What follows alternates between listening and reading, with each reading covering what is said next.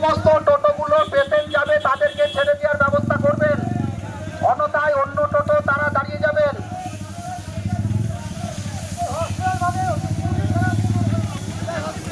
যে সমস্ত টোটোয় রোগী আছে তাদেরকে ছেড়ে দেওয়ার ব্যবস্থা করবেন এবং বাকি যে টোটোগুলো আছে তাদেরকে এখানে রাস্তা অবরোধে সামিল করুন। শহর গ্রাম বিভেদ করে গ্রামীণ টোটো চালকের জীবিকা ধ্বংস করা হচ্ছে কেন? পুলিশ প্রশাসন জবাব দাও। শহর গ্রাম বিভেদ করে গ্রামীণ টোটো চালকের জীবিকা ধ্বংস করা হচ্ছে কেন? পুলিশ প্রশাসন জবাব দাও। টোটো চালকের উপর পুলিশি হয়রানি বন্ধ করো। টোটো চালকের উপর পুলিশি হয়রানি বন্ধ করো।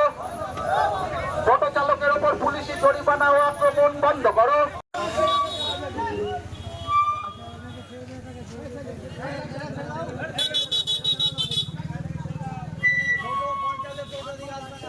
প্রিয় টোটো চালক বন্ধুরা,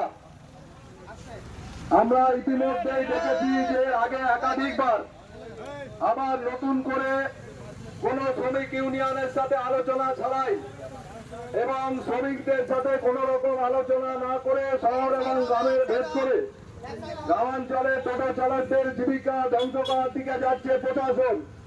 এই সময়কালে গোটা